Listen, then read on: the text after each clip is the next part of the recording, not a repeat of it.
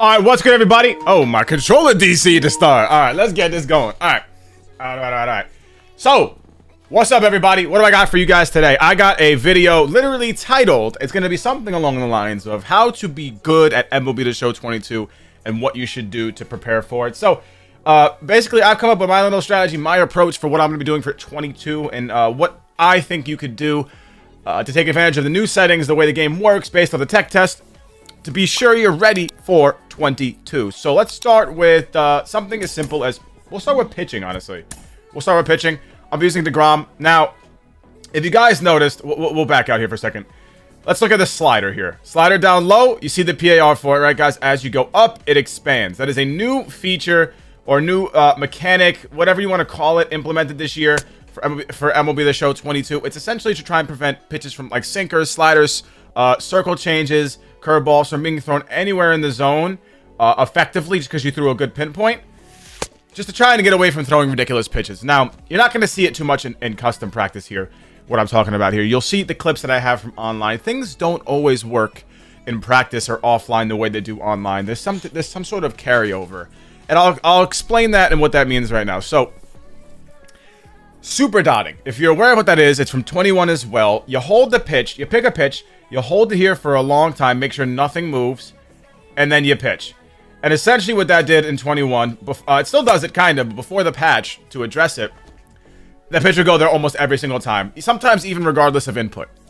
So that is still in 22 tech test online from what I've seen. In fact, it's even more OP, and I'll tell you why. Because if you don't SuperDot this year, you have a lot of a more chance. Like, say if you SuperDot a slider up here, it'll still work, or a sinker. Sinker is the one I tested out.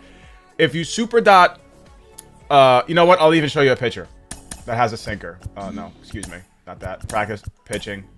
Someone who has a sinker. Carrasco. Anyone have a primary sinker? Yes, Castro. So if you throw a sinker, look at that. You see the PAR? It gets so much bigger up in the zone. Now, I don't believe SuperDotting works in practice. It doesn't. Okay, but it does work online. I'll have the clip for it. There's no... The PAR gets huge now. It pitches up in the zone. So if you don't SuperDot, you have a very hard time dotting that pitch. But if you do the SuperDot, you can hit the spot almost every single time. I have a clip of it. I'll cut it in here. You guys check it out right now. I could talk through it, but... you know... Essentially, if you guys can see, I kept doing it over and over again. I think it was 2 batters in a row. I threw 3 straight sinkers up and into the guy, both batters. So 6 sinkers in a row, almost exactly in the same spot with SuperDotting. It is incredibly overpowered, so definitely take advantage of that. I know it's a little bit exploitive. It's not you're not breaking any rules, you're not doing any glitches. It's just you're taking advantage of a mechanic that's in the game. It's a little cheesy, but as long as it's that overpowered in 22 the way it is in the tech test, definitely take advantage of that. You'll still be able to throw sinkers up in the zone. They'll flatten out a little bit, but they still have the velocity. It kind of, when you SuperDot, it seems like it gets to the location you're throwing it to faster than a normal pitch would. It just kind of goes right there. So keep that in mind. That's one thing I think you should definitely do. And that's going to be my approach, is until they take a look at it. If they fix it, maybe. But I'm going to try and still pitch the way I did in 21, as long as SuperDotting works online. Now, let's get into hitting. Now, hitting. What will I do here? Personally speaking, I'm not sure how much I'm going to be doing. Myself, because I don't, it's involving the PCI anchor. Now, how much of the PCI anchor am I going to be using? I'm not entirely sure. I don't particularly see the full function of this feature benefiting my game. I don't really think it's necessary for me to start my PCI up here. Maybe it will be online. I've tested it in casual. I don't really think I need it, but let's get into something that I think might help a lot of people.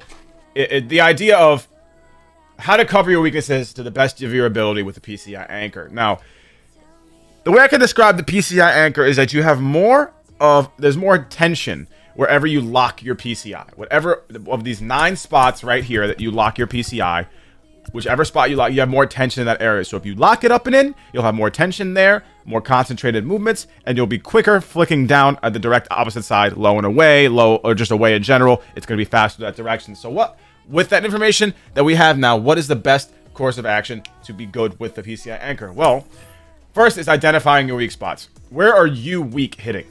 It could be batter by batter. It could be what pitcher you're facing. You'll know your weaknesses. You know where you feel uncomfortable the most. Essentially, ask yourself the question, what is the most uncomfortable pitch for you to hit, and then you start from there. So, for example, if you're somebody who has a really tough time turning on inside fastballs up and in, righty-righty, but you have no problem hitting off-speed pitches or outside pitches, then what you should do is start up and in with your right-handed hitter, cover that area concentrated, and then flick down, cover everything on the outside part of the plate. So we'll start by showing you what I'm talking about here.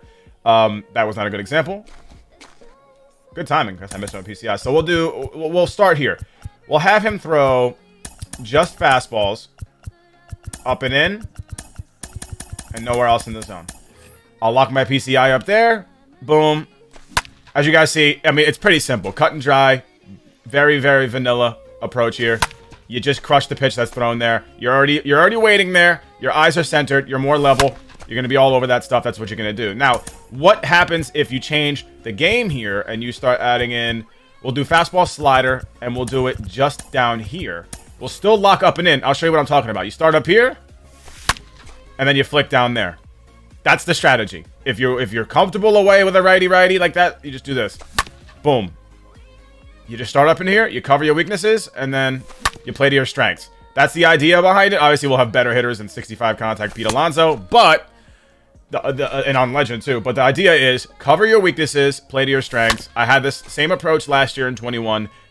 But my approach, honestly, funny enough, was almost exactly the same as it is now, except there's a PCI anchor feature that literally helps manifest into a physical form my sort of my strategy. It is manifesting my strategy into a form that is an anchor system. So keep playing that same strategy. Now, one more example before I dip. One more example. What is my weakness? Just to give you guys an example of what I'll be looking to do. We'll take Brandon Nimmo. We'll have Framber Valdez, and we will have him throw up and in, and it will be just a sinker, and I'll lock up and in. I am very tough. It's tough for me hitting that pitch right there, lefty-lefty. If I ever use this feature, it will be righty-righty sinkers up and in, or lefty-lefty sinkers up and in. As you see, it's tough for me to hit, too. I will be locking my PCI against, I mean, maybe not Chapman, because they changed the way he pitches this year, but start up there, protect that part of the zone, and then work. I'm strong lefty-lefty away, off speed especially. That's a pretty good swing. I'm going to leave 49 pop. Oh, not enough power. But that's what I'm going to be doing. I'm going to be doing stuff like this. I'm going to be covering my weaknesses that way. Even late side of good seems a little bit better this year as opposed to last year, at least in the tech test. So that's going to be my strategy with that. Now, if we change... Oh, also, great feature. You could hit right stick in and reset the practice. We'll start with the curveball change. We'll do all of that in between in that low zone. Still lock up and in. Okay, I got a sinker there. But I just feel so much... I feel like I have a blanket on right now when I'm up here. Just cover my... Even if I'm later on this side or less accurate, I feel like it's more forgiving on the outside part of the zone. I always felt like you get more foul balls if you're just off on the outside part of the zone or outside pitches in general. Perfect. I felt so comfortable in that swing. I felt like I saw it the entire way. And another thing that I want to talk about on why this strategy is so effective is because people don't realize this, but in Framber Valdez's case, where I'm starting my PCI, right, and where my vision is centered, is where the ball is being released. That is its release point. So that will assist in the tracking of off-speed pitches as well. You'll react quicker to fastballs because it's eye level with you already, and you'll pick up a curveball or a changeup almost immediately because that is where the break will be. It will be instigating the break out of his hand right there, and you'll see the apex of the break faster than you normally would otherwise. So that is my strategy. That is my approach. If you guys are a new player or a struggling player and you want to get better, play to your strengths, guard your weaknesses. Use the anchor system into your advantage. Cover the spot that you are super weak with. I know people are like, oh, I'm going to start where I'm comfortable. I'm going to start where I'm comfortable. There's a reason why that is a majority opinion, because it's just not a very good one. It's the easy option. I suggest, you know, pat myself on the back. I guess I'm the greatest, right? Because I'm talking about it. No. But I suggest trying this out if you're struggling too. Cover your weaknesses first and play to your strengths. Don't cover your strengths. You're covering your strengths. If you're locking up the part of the zone that you're so comfortable with, it's no sense to do that. No sense at all to do that. Cover your weaknesses with the PCI. Because you know what's going to happen? If you start your PCI in that spot, say up and in lefty-lefty, you'll start picking up the ball better there, and over time, you're going to realize that that pitch is going to become easier for you to hit. You're going to get better at hitting it. It's going to be not as difficult for you after a while. It is like the equivalent of wearing ankle weights or a vest on and then for a while, and you're running all day, and then you realize when you take it off, you're faster. That's the point. It's that passive growth that you'll be having as a MLB the Show player. That's what you'll be looking for.